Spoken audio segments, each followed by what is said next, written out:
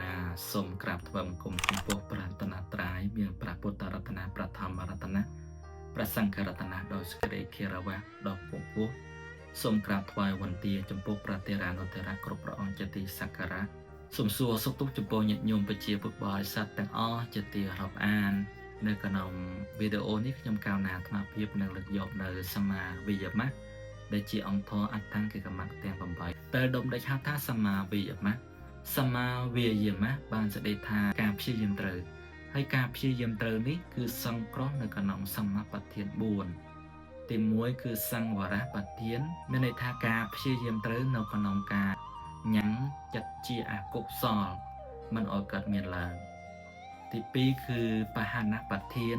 ការព្យាយាមត្រូវក្នុងការលះនៅចិត្តបាបចិត្តជាអកុសលដែលកើតឡើងទៅតាមរយៈមនោទ្វារបានរបស់អ្នកដតីលះនៅចិត្តបាបគំនុំគុំគួនអ្នកដតីលះប្រសិទ្ធៈនៅមិច្ឆទិដ្ឋិគឺយកខុសអំពីកន្លងធម៌ទី3គឺភាវនាបទានគឺការព្យាយាមត្រូវនៅក្នុងការចម្រើនបុណ្យចិត្តជាកុសលទៅតាមរយៈការធ្វើបុណ្យបំពេញទានសង្គ្រោះអ្នកដតីការព្យាយាមត្រូវនៅក្នុងការរក្សាចិត្តរក្សាសិលការចម្រើនភាវនាមានន័យថាចិត្តរបស់យើងធ្លាប់មានចិត្តបុណ្យយើងព្យាយាមត្រូវនៅក្នុងការបំពេញបុណ្យបំពេញចិត្តជាកុសលទៅតាមរយៈការធ្វើទានតាមរយៈការរក្សាសិលតាមរយៈការចម្រើនភាវនាការព្យាយាមត្រូវនៅក្នុងការរក្សានៅចិត្តបុណ្យគឺអនុរក្ខណបទានចិត្តព្យាយាមត្រូវនៅក្នុងការរក្សានៅចិត្តបុណ្យរក្សានៅចិត្តជាកុសលដែលធ្លាប់ក៏មានឡើងហើយដូចជាយើងធ្លាប់ធ្វើបុណ្យធ្លាប់រក្សាសិលធ្លាប់ចម្រើនកម្មដ្ឋានធ្លាប់ចម្រើននៅភាវនាចិត្តជាកុសលនឹងយើងព្យាយាមរក្សានៅចិត្តនេះឲ្យចម្រើនឡើងទៅមិនឲ្យសាបសូន្យណាអញ្ចឹងមានន័យថាការព្យាយាមត្រូវនៅក្នុងសមាបទាន4គឺសង្វរបទានបហនបទាន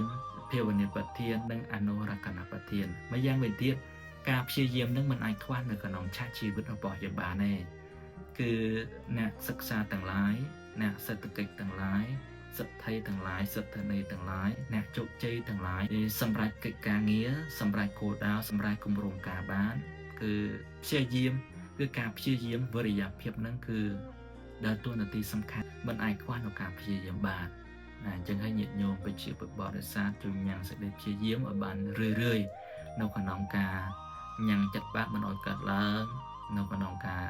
លះបង់នៅចិត្តបាបនៅក្នុងការចម្រើនបុណ្យកុសលឲ្យកើតមានមិនធ្លាប់កើតមានឡើងនៅក្នុងការថែនៅចិត្តបុណ្យថែនៅចិត្តកុសលឲ្យកើតមានឡើងហើយឲ្យរឹងរឹតតែកើតមានឡើងឲ្យរឹងរឹតតែកើតឡើងបន្តទេសារណៈ